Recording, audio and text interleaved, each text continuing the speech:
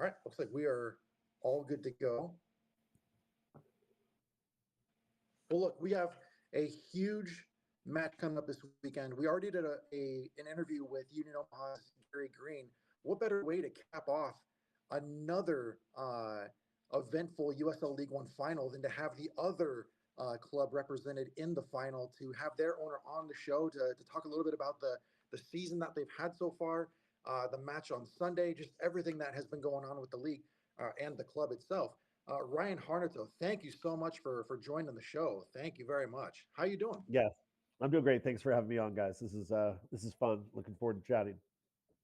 This is very cool. I'm working with a very like improvisation like based setup here since I'm not at my desk. I'm on the road. I'm currently in Kansas City, 3 miles south or 3 hours south of Omaha. So I'll be up there tomorrow. I'll be at Sunday's match. Very excited for everything.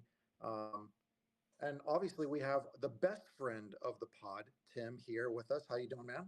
Doing great. Thanks. Happy to be here and chip in on this one. Oh, we So lost him. yeah, we lost Rich, but no, I came in because this is one of those really interesting things. Is I love talking to not just the coaches and everything else, but I love talking to the owners. Love hearing about how your stories and why you got into stuff like this and all of that type of stuff. So I mean, it's absolutely wonderful to be able to fill in with Rich here and have you guys. Typically, this is the part of the show though where we get into the on the rocks piece. So Ryan, do you have a drink of choice tonight that you're on? I do. I've got. This is not a paid endorsement. I've got some Yeah. Bullet Bourbon going tonight. Ooh. So Hey, all right. Well done. What it looked like it had a little bit of a mixer there. What do you got with it's it? Is just it I. just It's just on the rocks. just Yeah, straight on the rocks? yeah, Yes. It's like yeah. he knows the name of the show, Rich. I don't know what to do with that. I didn't want to. I didn't want to insult you guys with a mixer. So Oh well done. I'm impressed. So Yeah, yeah, I am too. that's what he's got. Rich, you got anything tonight? No, since I was driving all day, I went with water. I didn't have time to pick up any booze on the way over to the hotel, so I'm going clean tonight. I apologize, but I now, mean, now we know you don't carry booze in your car. Now we know you don't have oh, I anything know. in your trunk. That's You guys are true. my alibi. Yeah. Missouri Department of Transportation will not be picking you up on this one. Nope, not tonight. No, no, no. Well, I am not on the rocks, but I could not resist.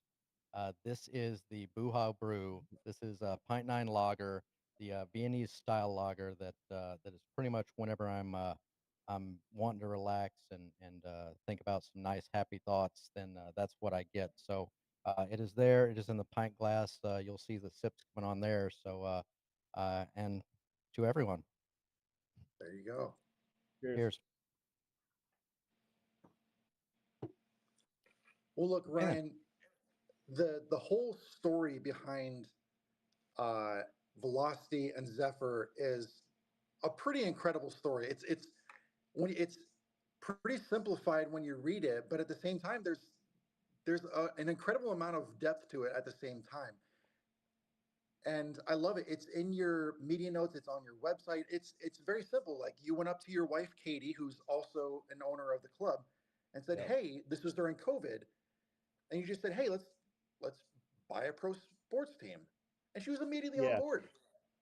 Well, I mean that's the short version of it, but the truth of it is, I literally made a phone call because it was a really just a curiosity call.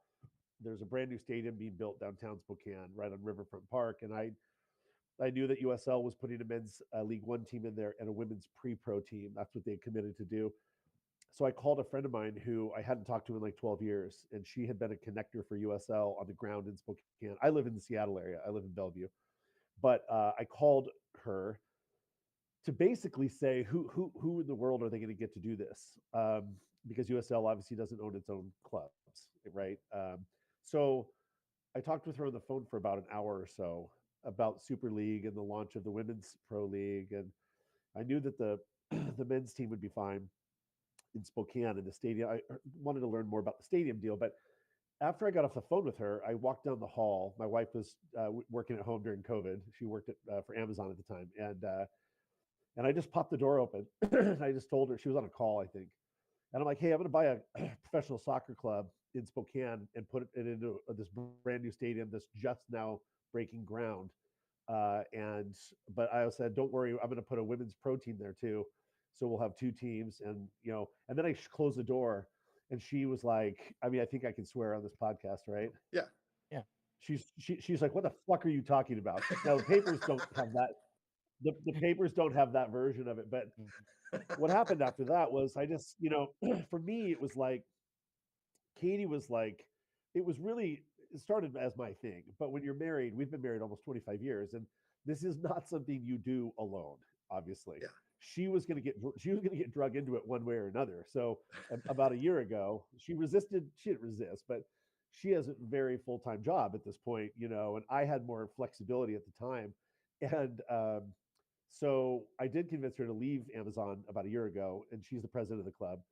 So she's been in it now 14 months with me full time. So anyway, it she made a phone. I said, "You got to talk to these people and don't just take me, don't take my word for it, but here's what I think this could look like." And then another conversation happened, and then like 2 weeks later, USL was flying into Seattle, and we were having lunch with them to talk about the whole thing. So that's the origin story is very true. It was very simple, fast, and dirty, and it kicked off basically about 5 months of kind of due diligence on my part, looking at the opportunity, and then that led to signing of an expansion agreement, which then kicked off negotiating a franchise agreement and a lease on the stadium. We're a one of the primary tenants in this stadium, and we have a 20-year lease on it. And so that took a year to get that piece of it done. And we invested $4 million into the stadium. Our club did. So we've got a lot of skin in the game with upgrades in the stadium, which is why it doesn't feel like a municipal venue. It feels like a commercial venue. It's got a lot of upgraded features about the stadium that we invested pretty heavily in. So that was the beginning, and then the rest is like wow, it's a lot. Yeah. Yeah. And I before we can't move on to the believe next that. question, he said that Yeah. he lives in Bellevue. Tim, I Yes. saw you smile as soon as he said that. Yeah, because I live in the Bellevue that's a suburb of Omaha. So Right. and Okay. all of my search results keep going to Bellevue, Washington before it goes to Right. Nebraska because what's in Bellevue, Nebraska? I'm just Right. I'm marveling at the story of that because I do the same thing to my wife, but generally not with something that might end up with a $4 million just on the stadium investment. It's more like, hey honey, I'm gonna go get McDonald's for dinner tonight. Are you good with that? And while she's on a call and and try to slip it past her that way. So that is Yeah. how when did you really know that that's what you wanted to do? I don't know. I think I just read one day that the stadium had been approved, Yeah. which was a year and a half process that USL went through.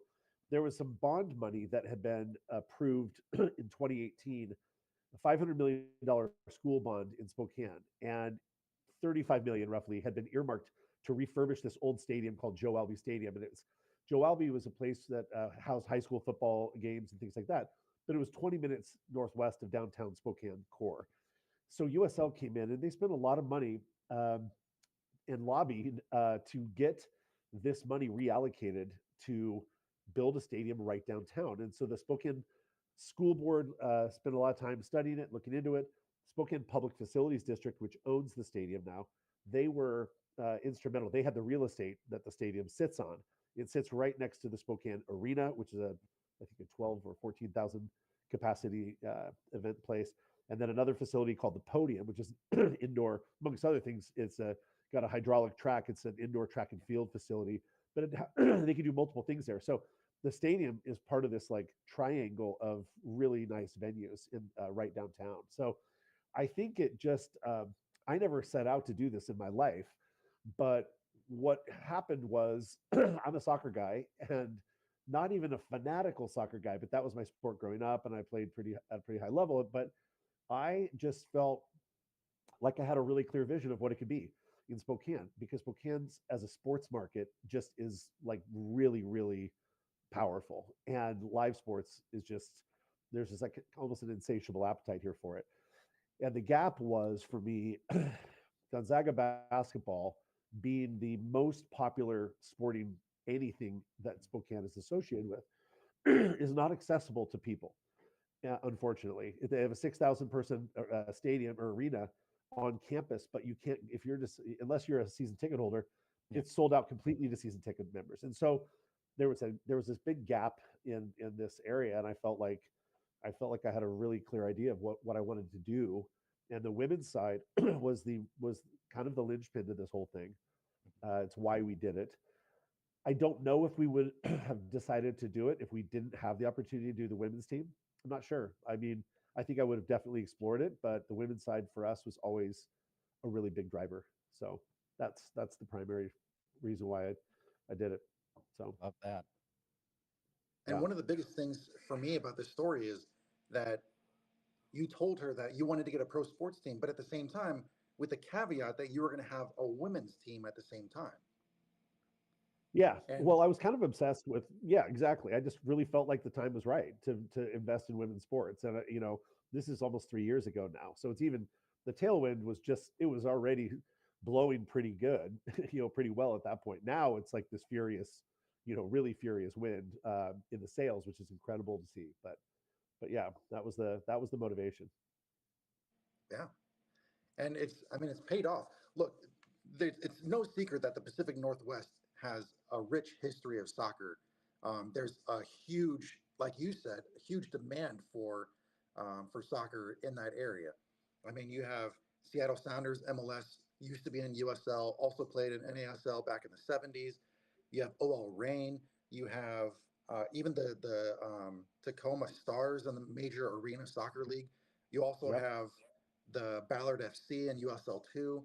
I mean, now we have Velocity and Zephyr in Spokane. So when you were looking to build this team, what sort of influences or facets were you trying to gain from other teams? Did you look just within the state of Washington? Did you look outside as well? I I don't think I took any nothing about the Sounders motivated me to do this. I live in Seattle. I've been to games a lot. And this wasn't that for me. It was one of the beauties of USL is that it is really grassroots. It is community driven. The revenue is coming from the community to these clubs. It's if you build it right, it can be this massively powerful platform. And that to me was the inspiration. I really didn't think of it in those terms. I will say I was pretty I had kept a really close eye on Angel City's launch in LA with how their women's team like just penetrated the community and just infiltrated people's lives in a really positive way. And I was kind of obsessed with it. I was just like, man, these guys are doing this so right. And it's easier to do if you've got like a 50 A-list celebrity ownership group in LA and a population like that. But I think my inspiration was just Katie and I met as summer camp counselors. Okay, we're fun people by nature. We like to do things a certain way, and we knew that we could, I think, build this thing in a really special way. And if we had a chance to do it right from the very beginning, and if we worked really hard and were really disciplined with decision making, we could build something that was very unique. Okay. So my inspiration was, I grew up playing soccer and had just an incredible experience doing that. Was lucky enough to be able to play in Europe during high school. We toured over there. This is back before people were really doing stuff like that. Um, and then you throw in like all of the romance of things like Wrexham and Ted Lasso, and you draw on all these memories, and then we just throw it in a blender and you're like, okay, I think you throw all these things in there and you're like, we could really do something very unique and cool in the community that's not here right now. And that's what this has turned into in the last, year and a half. So That's cool. that's the best way to describe it.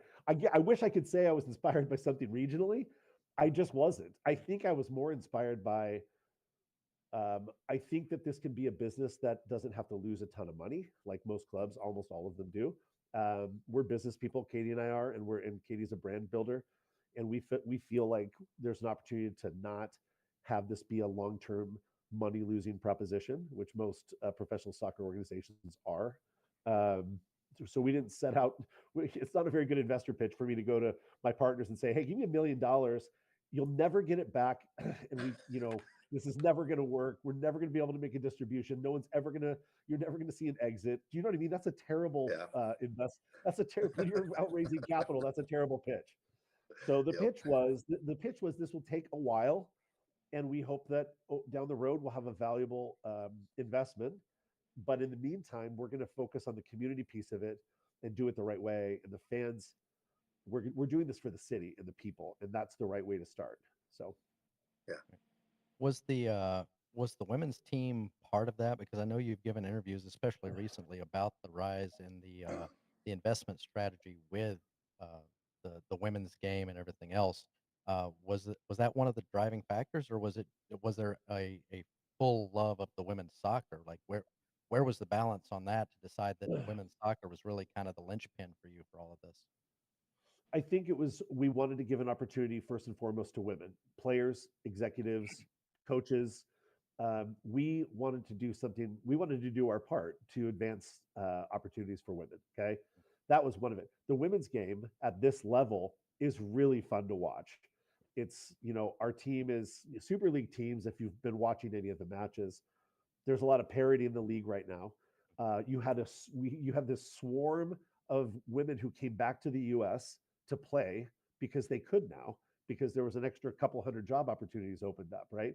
So the play is at a really high level. The game is really fun to watch. It's really clean. It's just very different than men's soccer, as you guys know, but I love it. But it was more about giving them the opportunity. We didn't totally know what Super League is going to be down, the road. But we knew that we knew we wanted it in our club as a really big asset within this organization. It was going to end up being the primary asset that we have. The velocity team is not an afterthought either, though, because there's a whole different piece with what I believe can happen down the road with promotion and relegation within USL, and how that will propel the men's game and turn League One into a different type of league, and give us an opportunity to potentially promote down the road a few years if it happens. So there's two different paths for these teams within the club. They're both really exciting, really. So, but the women's side, to kind of answer your question, it adds so much value to the whole organization, and it makes us a valuable place to be, and investors like it, sponsors like it. So it really has enhanced what we can offer everybody. Everybody who comes into contact, all the stakeholders that we have, get the advantage of having a men's and a women's team, and so it's really powerful.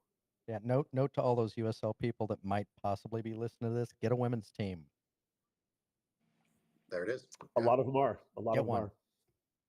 Yeah. And I love the emphasis on, like you just said not too long ago, that this is for the community. That this is centered around. It's like a gift back to them. When you watch Velocity play, when you watch Zephyr play, what sort of values, team ethos, all that kind of stuff do you want people to be able to pull, to sense from those teams when they play? Look, the first thing we did is we created mission, vision, values. Because how are we going to build this whole thing if we don't have it written down? So we spent a lot of time, and I challenge every club out there to show me one of these if you have one.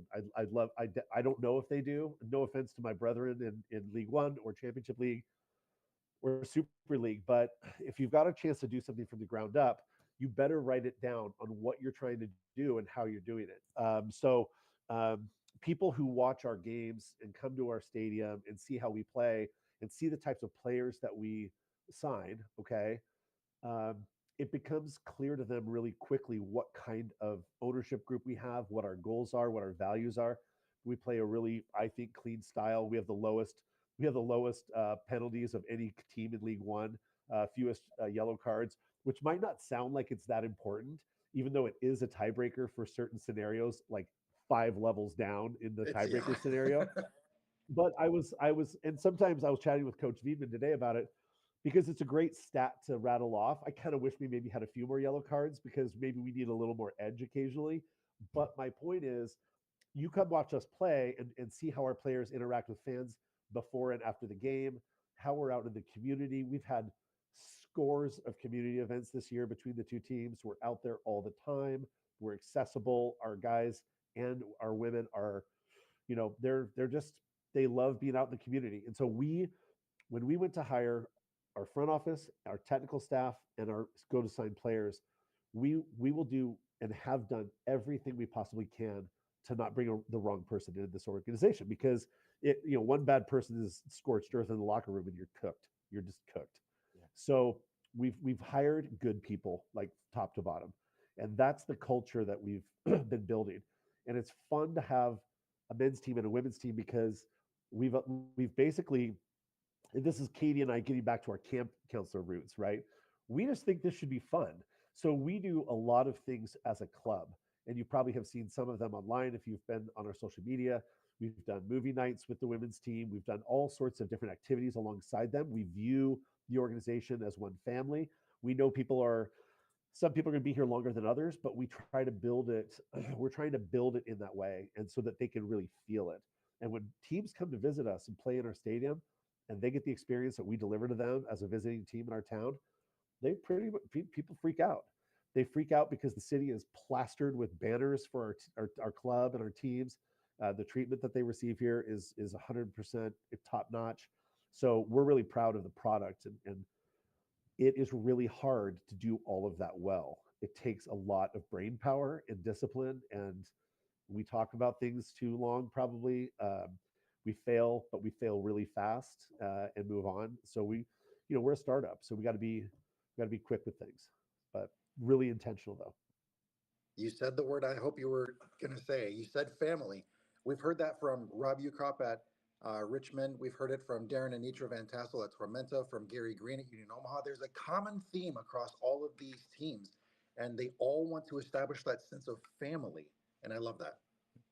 Yeah, I mean, Katie and I are operators. We don't own 100% of the club ourselves, of course. We have investors, but we're in this deep, right? And so, if I was like jet setting around the world and checking in with our club GM every now and then, it wouldn't feel like it feels right now. Do you know what I mean? The club is our brand. It's us right now, and we're just in everything, because in its infancy we need to be involved in everything, and we're creating this legacy project. We just need it to be done right, is the best way to describe it. And the family piece for us, we have 3 kids who have all been athletes at really high levels, and this is the way it works in my mind. Do you know what I mean? Like, if you can't have the atmosphere correct. I was at a press conference today. We had a lot of media outlets talking to the guys, players, and Coach Viedman about how the season has been for them and this and that. And the common thing that they all said, and they did not say this because I paid them to say this, but the common thread from the players and the coaches was the success that we've had in the postseason here, especially. It is only because of the culture of the club, only. It's just, and the fans. That's it. Nothing more. They acknowledge it. And I was sitting in the back of the room, and so many of them said it. I was kind of like, oh God, this is starting to sound so contrived. Like, people are gonna think I told these guys, you better say something about ownership. But the truth is, this is us. And so we're really proud of how we're building it, and it has a really good feel to it.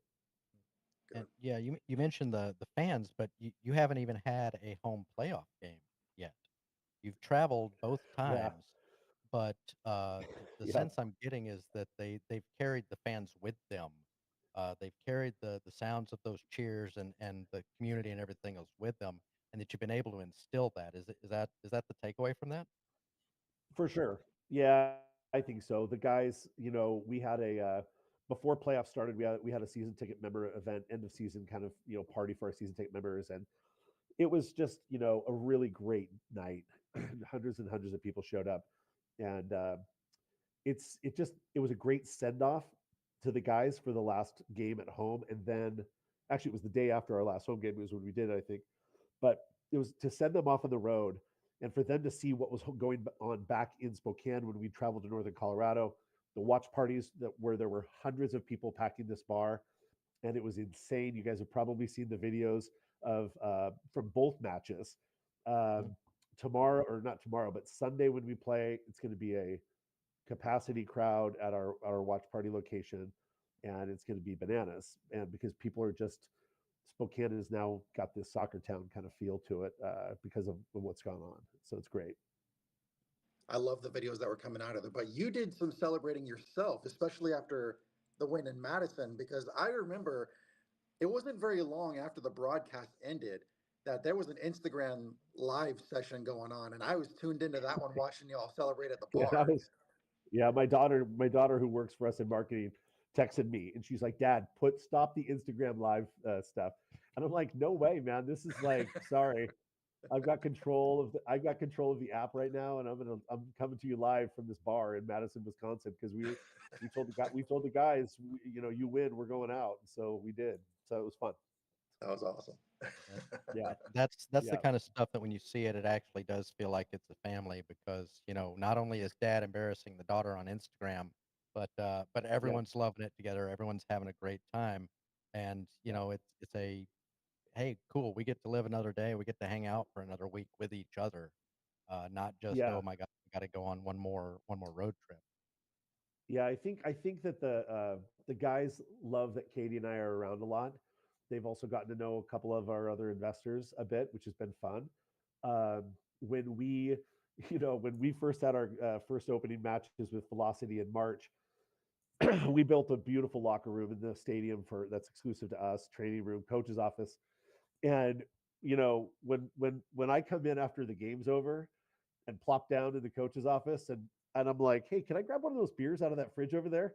And it's pretty like ownership doesn't generally do shit like that. Yeah. And it took Lee a few games, I think, to realize that like, hey man, we're having fun too. Yeah. And we weren't coming in there to like talk about the lineup and talk about things that went wrong.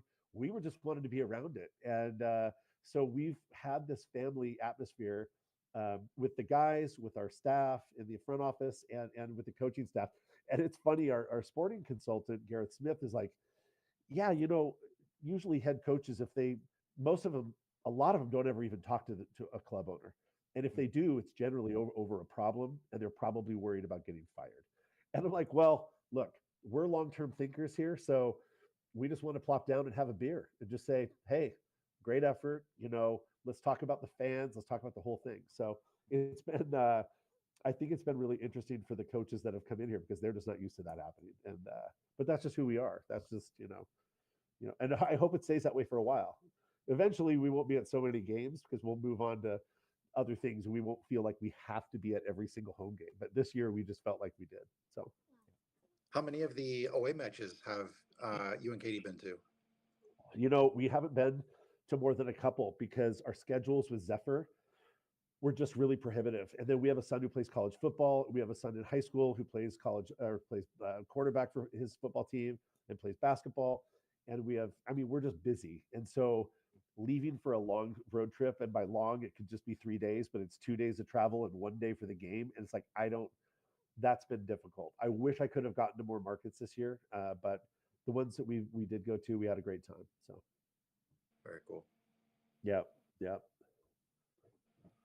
But I mean, it's not like you have to go out of market, right? Because you mentioned earlier, you said that Spokane's getting to be a soccer town, but it wasn't the arrival of Zephyr, it wasn't the arrival of Velocity that made the sports town. You've got Gonzaga, obviously they've got the basketball. You talked about the sellout, but they have a very good soccer program up there as well. yeah. They've done it. Yes, You've they got do. a whole bunch of stuff up there. Rich mentioned, talking about Ballard, talking about, I mean, if you really care about it, you've got Sounders. Pretty soon you're going to have Boise there in the Yep. Super League. I know it's not right there immediately, but that whole Pacific Northwest thing, they're sports people, they're soccer people. Yep. So how do you see continuing on with that? How do you see you guys contributing to that history and legacy? I think we'll end up with we'll end up doing a W League team. It's always been our intention to do another women's team that's pre-pro. I don't know that we'll do a League Two team. I love the guys at Ballard. They have a terrific club. We played them in the Open Cup, as you guys probably know. Yep. I support their club. I know their ownership and their executives really pretty well. They just launched a W League team. There's a USL ecosystem in this region now that's pretty robust. There's two new League Two teams in Seattle area. One's in West Seattle. One's in Bellevue, where I live. There's another one that was just announced in Snohomish or up in Everett. So we will always be partnering with those other clubs on players and player development, and we lean on them for things when we're in market in Seattle. Everybody's very helpful. So we'll continue to grow that on our side here in Spokane. And then the youth landscape is really treacherous here in Spokane, to be honest. And no offense to anyone in Spokane who might end up listening to this. It's just we didn't want to come into the market and be prescriptive and tell everybody how we wanted. We didn't want to launch a youth academy, another one. There's two large clubs that focus on elite play, and then there's a third club that's gotten to be fairly large. So we have Shadow, and we have Surf, which used to be called Washington East, and then we have 90 Plus. Those are kind of the three biggest youth organizations. Spokane Velocity doesn't need to go stand up a Spokane Velocity youth club right now. We need to focus on standing up who we are as a professional team, get our brand right. And so what we've done is we've partnered with these clubs, all of them, and tried to add value where we can. We have players from from each of these clubs training with us on a regular basis, players who have potential that we have evaluated and have come in. We've got them training almost every day with us, at least 4 or 5 kids, and that's been a huge benefit to the community in that way. One of our players who trains with us got into the Chivas game and was able to play 15, 20 minutes, which was like really special to see happen. You got a chance to play against a pretty fun match. But anyway, we're taking it slow on the youth side, and we're taking it slow on the pathway side for League Two or W League, just because we know we need to get this part right first. We can't go. It wasn't going to be a bottoms up thing, starting with youth and we did it the other way, right? We have to get the pro teams right. So, and the inclusion of the Chivas match, the U23 side coming to your city to play the international friendly, that was a really cool addition to your schedule. Is that going to be something that's going to be a recurring thing? Maybe not with Chivas, but with other clubs coming to Spokane? Yeah, for sure. I mean, look, we included the Chivas match in our season ticket package. We knew we wanted to add an international friendly. Nothing like that has ever happened in Spokane before. So having a historic club like Chivas come in was awesome. The other incredible piece of it, there's a really strong Latino community in this region, and to see to have our stadium host that team brought in a lot of people from other communities who were Chivas supporters. So having a home game where a lot of the other team's fan base was there was fascinating, and it was very cool. And so we always want to expose people in Spokane to international clubs. And so yes, we'll always try and do at least one per season for each team, for men and women, bringing in somebody big. I can tell you this. We almost had a Wrexham game here. There was a West Coast Wrexham tour, as you guys probably know. We were looked at, and we were in conversations with Rob McElhaney's group about having the women's Wrexham team play our Super League team here. That for a couple of different reasons, scheduling wise, didn't happen.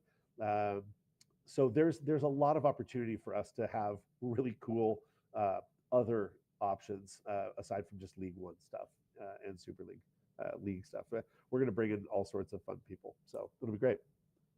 That would have been an amazing draw if you'd managed to get Wrexham on the heels of the Welcome to Wrexham and all of that. Yeah, that would have been really, really cool.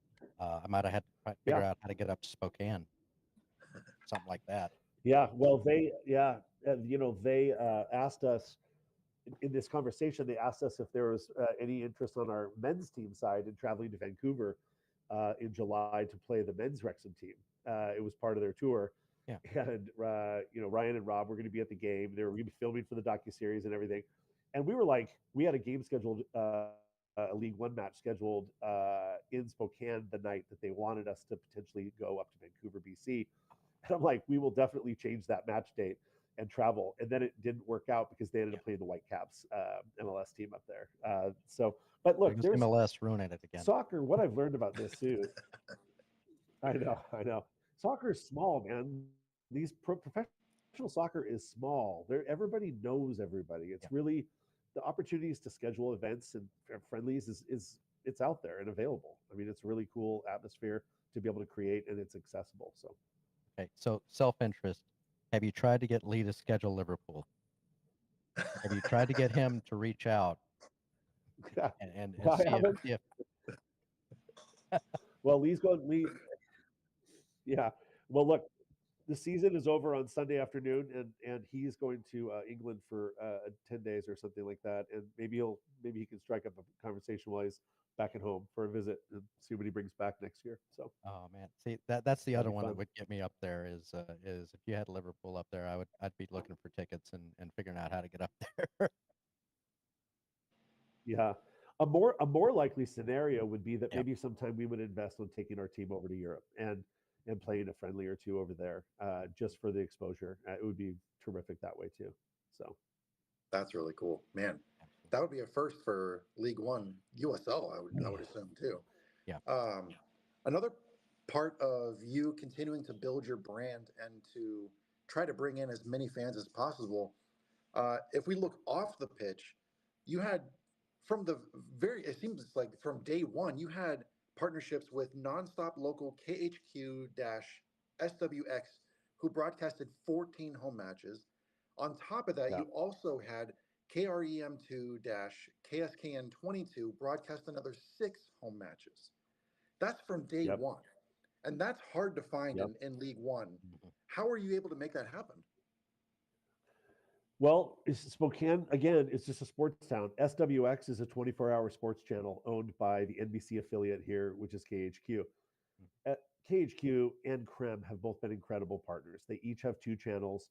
When we wanted this to be able to be available on local linear TV. Obviously, as you're building your brand, you don't want people to always have to go have a subscription service with a paywall, right? And so it's awesome that we're able to do this. Super League, we're allowed to broadcast, I think 60% of our matches local linear. They're on Peacock, otherwise. But those guys at both of those stations, they're people I've known for a long time who run the stations. This is where relationships matter. They know us. They know what we're trying to do.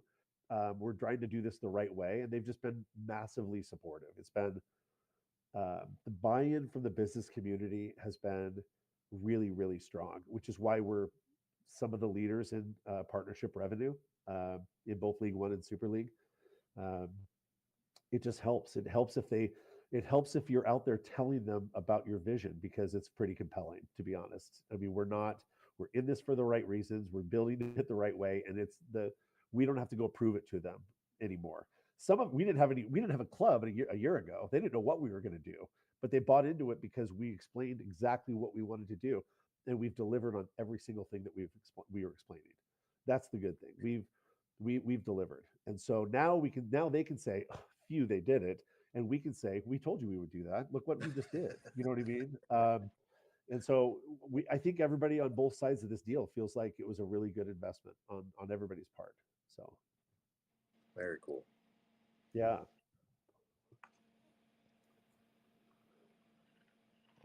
Community buy-in. What I'm pulling up here, um, third in the league in average attendance this year, with about 3,800, only behind Breese Stevens there in Fort Madison and City Stadium. Those two having 4,200, 4,600 respectively.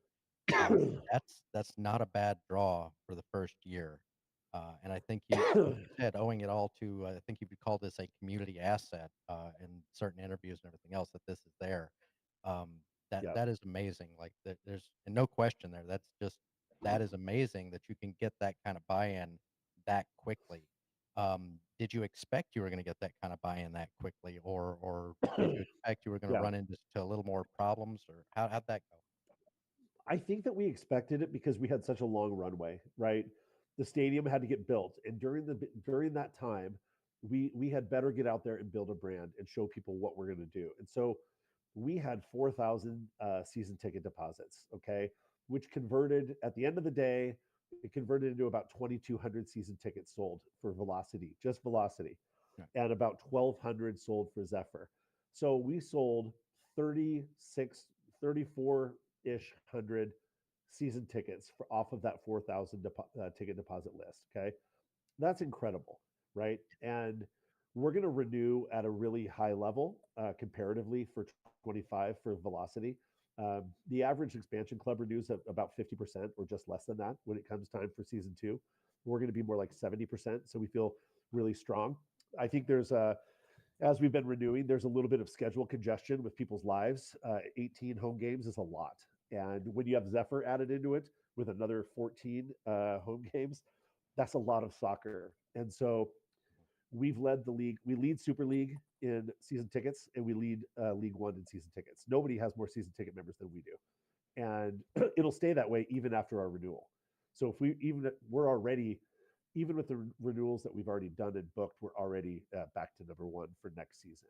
So now we'll see how Hearts of Pine and some of the Westchester and some of the new clubs do. They'll do really well in their first year, probably, but we feel really strong about it. So the community buy-in has been there. But again, they've seen that we're doing what we said we were going to do, and it's all about doing what you say you're going to do. I think, and we give them a good experience at game day, and the things that we control, we do really really well. There are certain aspects of that our game days that are evolving. We don't control, as an example, we don't control concessions at our venue. Madison does. They can sell like a bowl of cheese curds with like a beer, a shirt, and a scarf for like $30. And I'm like, how do we do that? We can't. So we have to find other ways to thank the fans, right? To drive people into the stadium. But we're getting people who aren't even soccer fans show up for our stuff because it's such a great game day experience. In the stadium, there's no bad seat in the stadium. It's loud. Our stadium feels loud and full at like 1,500 people because of the way the proximity of the stands and the pitch being right there. It's just a really fun experience. So we make it. We have a lot of music. We have a huge concourse that's full of activities. So, and we'll get better at that each season. We'll refine and adjust. But it's overall, it's just a great experience. And if you're able to build a match day experience, like Tim said, where Brees Stevens, City Stadium, and now one Spokane, like if you're able to build a match day experience where fans come there not only for the action on the pitch, but also the social aspect of it, you're doing something right. How have you maintained that for the entire season? I don't know, man. You just got to do it. You just got to make it fun. You've got to stay engaged on social media. You've got to make people understand that this is their club. I mean, it's all about the community, community, community. People who come into our stadium, we're running around on the concourse saying hi to everybody. It's a social event for a lot of people, soccer people and non-soccer people. It's a place to go and interact that people don't have anymore. You know, it's not like people are racing to church every weekend. Do you know what I mean? This, I mean, I'm not trying to bag on the church, but communities have to have something. You know what I mean? And it used to be church or school functions or whatever. And I feel like a lot of those things have just fallen off the wayside. So if we can create this environment where people know, God, if I go to that velocity game and I show up an hour early, I might be able to see so and so, and my kids are going to go run around and they're safe. I mean, it's a great environment. So I don't know how we've done it other than to just be who we are and do it with, you try and add in as many special things as you can to make people understand that you're doing this for them, and that's the joy of it for us. Because when Katie and I are at these games, total strangers come up to us and thank us for bringing this to Spokane, and they tell us that we've changed their lives and we've given them something they never thought was possible living in Spokane. So those words are like, they just they hit you, and you're just like, man, that's why we're busting. That's why I look like this right now. That's why my hair is falling out. It's hard. It's a lot of work, man, but it's worth it. It's worth it when you hear stuff like that. That's what keeps you going. So And what then is your favorite part of that match day experience? Just not just from meeting the fans, but as somebody who appreciates the game and the social aspect itself, what's your favorite part of the atmosphere? my favorite part is when the game is over, and I go down to the pitch at the end of every game. I'm on the field. I give the players a hug, whatever. They know I'm going to be waiting for them. And I love to watch them interact with the kids and sign autographs. I'm mesmerized. It's like watching the ocean for me. I love seeing them interact with families because the families know that after the game, the guys are going to be at the railing and they're going to be there until the last kid gets a kit signed. And so that's for me the best part of the day. That I like pregame, and I like to be around downstairs in the tunnel before the game and everything. There's something about that too. But my favorite part is after the game, win or lose. I don't even think our fans totally care. I mean, we're in a winning business, but so we do have to win. But that doesn't change the fact that after the game, our players know that uh, that they're going to need to go put on a smiley face, and because some kid just paid a bunch of money, or his parents did, to get him there, and he's waiting for them. So the players know what our expectation is for them. So that's my favorite part of the day, is just to see the kids and adults interacting with our players. Yeah. Yeah. I guarantee you there are going to be people that are going to be watching this back and thinking, man, I need to be a Spokane fan, just because like they're feeling the energy off you right now. I can tell you that right now. Well, that's why this is. Yeah, I mean, that's good to hear. I hope so. I mean, it's pretty. If you're authentic about what you're selling, and we're selling entertainment here. Like we want people to know these players are theirs too. And that's the other unique thing about what we do with this league. Our players, many of them are going to be here for multiple years. This isn't like we have a minor league baseball team in town and we have minor league hockey. Those players are very transitional. They're coming in and out of market on a very frequent basis. It's a little bit harder, I think, and again, not to bag on those two ventures. They do an incredible thing for fans of hockey and baseball, but our players being more permanent with longer contracts. In USL League One, contracts are getting longer, guys. You guys probably know this. Mm-hmm. Used to be that everybody was like on a 1+1 or just a one. Now, some of the players that are, I mean, the signings that are happening in League One are getting longer. I'll just say that. So, and it means that the fans are going to have a chance to engage with these guys for a long time, a couple, 3 years in some cases. So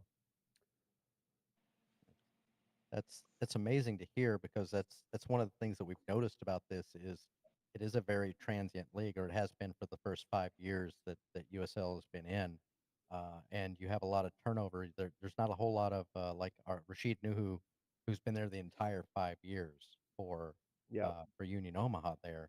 So is that in your mind, is that by design also? Or is there a view of, hey, we could also recruit people by saying we can get you where you want to go? I actually think that contracts are getting longer and players are making more money because there's a collective bargaining agreement now. Mm. And I think, and I don't want to spend too much time on this because we have a time constraint, but there's a whole nother podcast about pro rel. I actually just think clubs are investing in players in a little bit different way right now, because they're they're realizing that there's probably a shift that's going to happen in this league in a couple of years, and they're preparing for it with longer contracts. That's my view of it. There's also just there's just more money in the league right now, which is good. It's so that I think that the talent level in League One, our best teams in League One are as good as or better than the bottom half of Championship League. There are there are many teams in League One, including ours. I mean, we tied Phoenix Rising this spring. Nobody knows this because this is a closed game. We tied Phoenix Rising 1-1 on their pitch in March, when our guys had only been together for 3 weeks. We tied Sac Republic the day before, or 2 days prior to that. We barely lost to Las Vegas Lights in U.S. Open Cup, third round. Probably should have won that game. But anyway, my point is, I think clubs are preparing for something 3 years from now. And I know that's certainly how we're looking at things. And as we go to look and invest in some younger players this year we have, we didn't sign any academy contracts this year. We needed to get the club up and going, but that will change probably in 25. We'll probably look for some younger players that we want to develop and start that process of player transactions being part of our business. So, and we did sell one player this year. So, yeah. Before we wrap up and the show and everything, we do have a couple of comments from the fans here, and then we'll take a quick couple questions on the final itself. First question comes in from Chris. She says, "Do you know if any fans are going to make the journey to Omaha for Sunday's match?" Yeah, I think so. I think I've heard several dozen are headed out there at least. The other thing is, our players, having come from all over the country, they'll have families that'll show up in Omaha from the Midwest and from the East Coast. So I think there'll be a number of Velocity fans out there. It won't be silent, that's for sure. Yeah, That's cool. Yeah. And then It'll be fun. jumped in and said that he just got home from the Spokane and Lexington's women's match, a hard fought match. Looks like it ended 1-1. So congrats on getting a point on the road. Well, we got a point 4 days ago. Yep. We got 2 points on the road. One against North Carolina, So that was a good one too. But yep. And then as we look ahead to Sunday's match, you're slated to be the first League One expansion club to win the trophy in your first season. You have already earned clean sheets against Northern Colorado and Forward Madison on the road. Yep. I mean, what are your thoughts for Sunday's match? Look, Omaha, we've split it with them this year, right? 2-2, and maybe we tied one game in Jaeger Cup. Maybe I can't remember, but I know we beat them once out there and once at our place. Omaha has a terrific club. We know it's gonna be a battle, but we're kind of peaking at the right time of year, right? I mean, if we play how we've played, and we're headed into that game with the same mindset, we know it's gonna be a battle, but we feel really confident. Okay, so someone has to win and someone has to lose, but I don't think whatever happens on Sunday, I don't think we'll feel terrible about the outcome, because I don't anticipate we'll have played a poor game. We're playing very high level right now, and it didn't just start in Colorado. It started in the Knoxville game the week prior when we tied them 0-0 at home. There was a shift in how we were playing, and the vibe, and the level of energy and the pace. So I think we feel really good about it. And by the way, we're just kind of like playing with house money right now, right? I mean, we're free, we're playing loose and free, and we have really nothing to lose. We're comfortable. Not comfortable because we assume we'll beat Omaha, but we're comfortable in how we're playing right now. And I think that Lee and the guys are they're preparing really hard for it, but they feel they're gonna show up and compete, and that's a really good place to be. As long as you show up and feel like we can beat this team on any given day, anything can happen. Did you think you would be in this situation at the end of middle of November when you started this journey back April? I don't think I would have thought that. I mean, you guys, we haven't even. I mean, there's so much to talk about, but we lost some really good players to season-ending injuries this year. Yeah. I mean, we had some ups and downs, and we knew we were going to have all that. But to think that we would be in the final, no, I would not have predicted that. No, I would not have. But do I think that it's appropriate and correct that we are? Yeah, I absolutely do. I mean, we won our way into playoffs. We basically won our way into playoffs in July on a road stretch where we picked up some good points, and that was enough. And we're playing really well. So this is the beauty of the postseason, right? So Yep. Yeah. Tim, I wanted to. Go ahead. Yeah, sorry. Go ahead. Oh, I didn't know if you wanted me to chat about Community Kit at all, because it's kind of a crazy deal. Sure. Yeah, you can. Yeah. And I don't. It can end up on the editing floor. I don't know.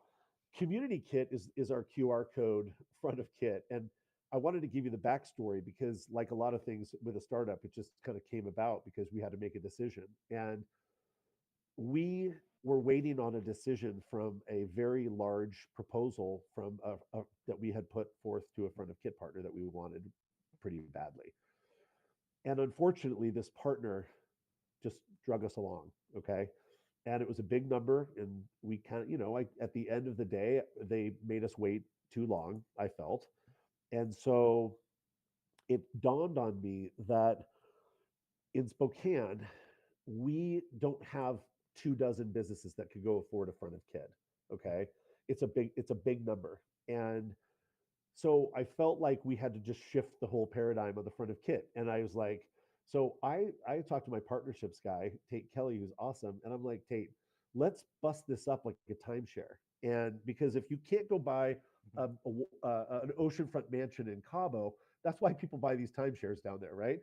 So why don't we just timeshare our front of kit, and we'll have a charitable give back. And so what we did is we sold the months. We sold them 30 days at a time. And the QR code shoots the scanned code to our landing page, and it features a business in the community that's taking the kit for the month as their front of kit. There's a mock-up of their business on it, and they get to pick the charity of their choice that they want to support in the community. We give back 10% of the sponsorship revenue that we sold that kit for that month. The club does. So we were paying 10% of it straight back to the clubs or to the charity, and people loved it. And so we sold a bunch of months this year, and people thought I was crazy.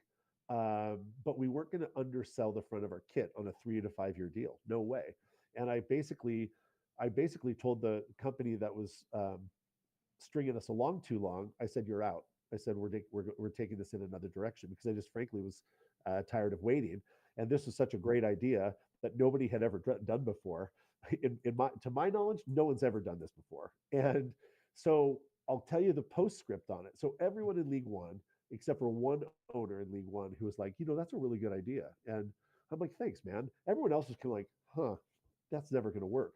Well, it has worked, because guess what? So we made quite a bit of revenue off of those months. Okay, more than most League One front of kits sold for on any club. But what's happened now is we now just struck a deal on a front of kit deal, which we'll announce probably after the holidays. Which will I think it's the second. I think it'll be the second biggest League One front of kit sponsorship deal.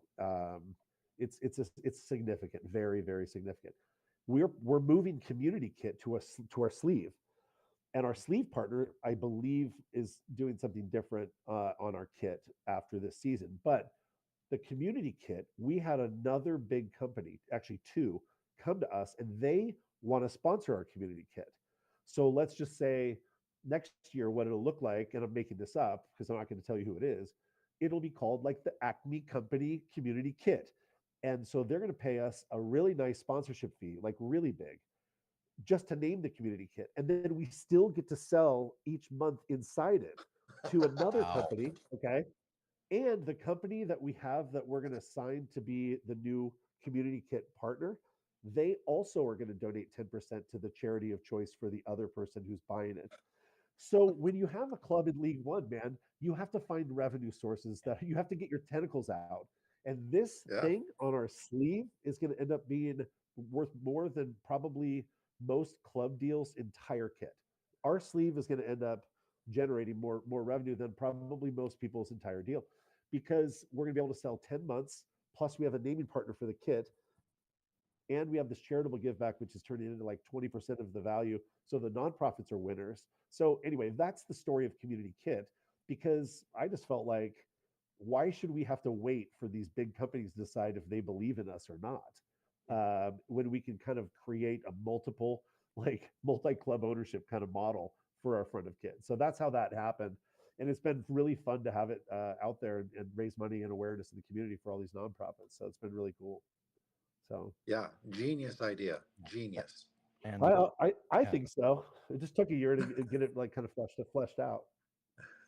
and definitely there was the laughter, because not just from the ownership groups and everything else, like the fans of the rival teams and everything else, just they laughed their butts off. We see this QR code, like, what are they doing? And why would I ever do that? And now suddenly you're like, oh yeah, well, we're just gonna go over here and casually make more money than you guys do at any That's given correct. stretch. That is Yeah. that's brilliant. That's the kind of thinking outside the box marketing, I think, that's going to really make USL League One stand out amongst the other leagues. So kudos to you. Yeah. Well, at least Spokane. I don't know about anybody else, but Well, yeah.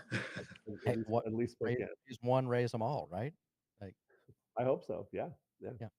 Well, we've got our back right up against that time limit. Tim, do you have any more questions you want to throw his way? Not anything that's earth shattering, but who I know who you've got. What's your score line for the weekend?